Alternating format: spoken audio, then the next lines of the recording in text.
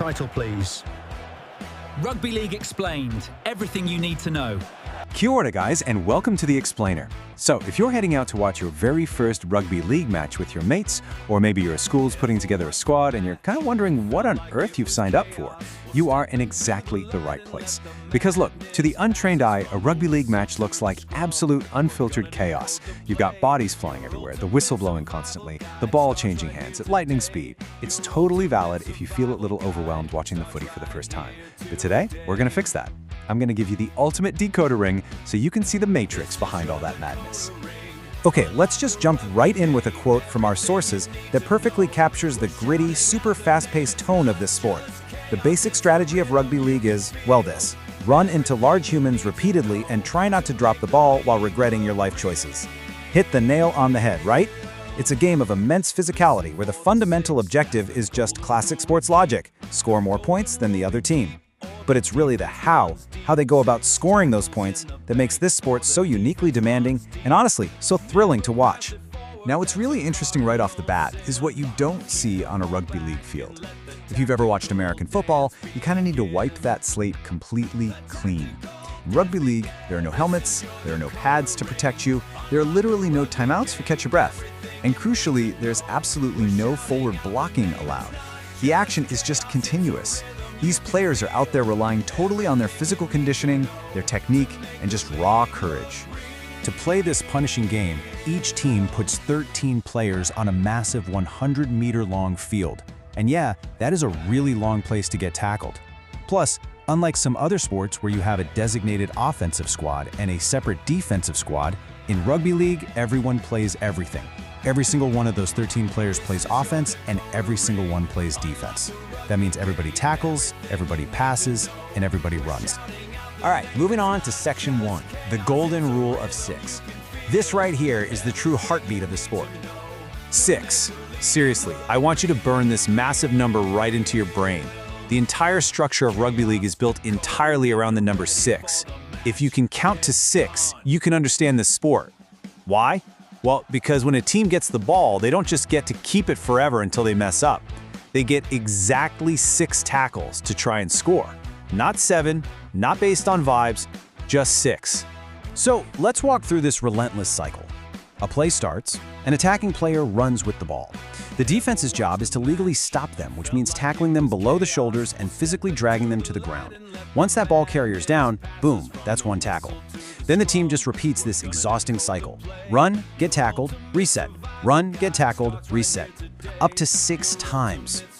But you might be wondering, how exactly do they reset so fast? It happens through this critical motion called the play the ball.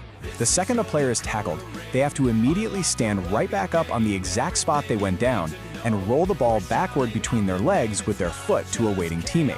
While they do that, the defending team has to rapidly scramble 10 meters backward just to get onside. This instant restart is exactly what keeps the game moving at such a lightning-fast pace. So, we know they get 6 tackles.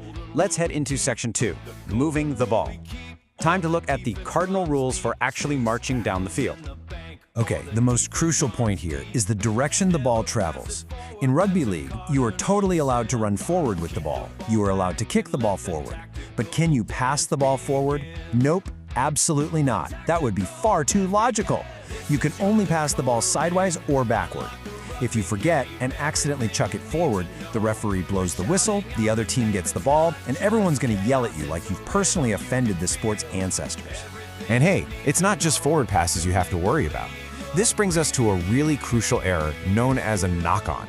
A knock-on is when you fumble the ball and it drops forward off your hands or your body and hits the ground. It stops the play absolutely dead in its tracks and results in a turnover.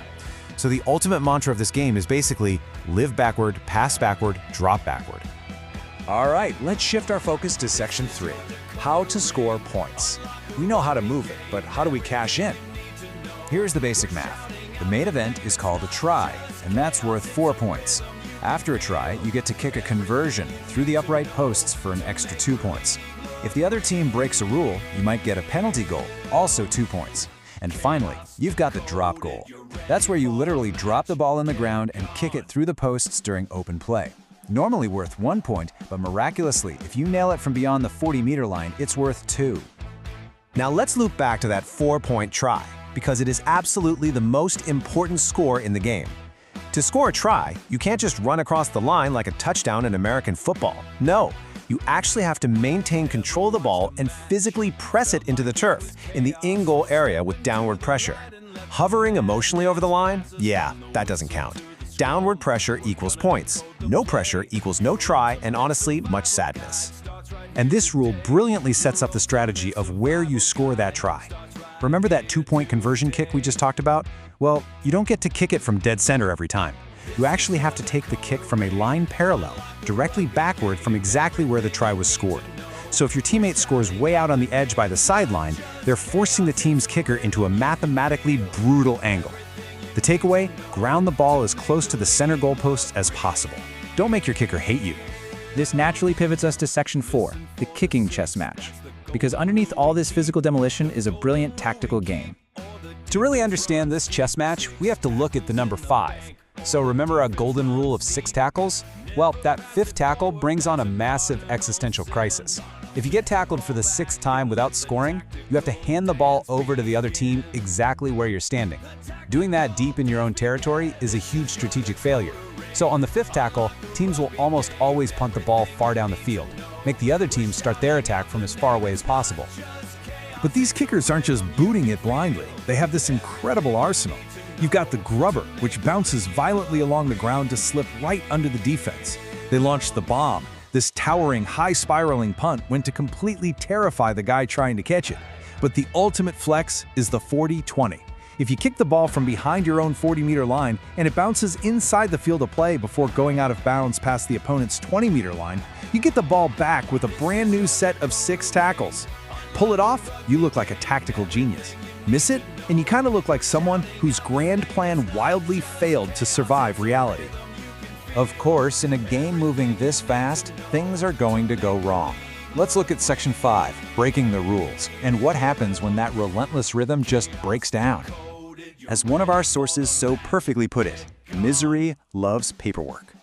Because the rules are so intensely strict about dropping the ball forward or passing forward, the referees are super involved. When someone inevitably commits one of these handling errors, the game has to be restarted. And that restart is called a scrum. You'll see the biggest, heaviest players on both teams literally locked together in this massive pushing formation, and the ball is rolled between their legs. Honestly though, in modern rugby league, these scrums are generally uncontested.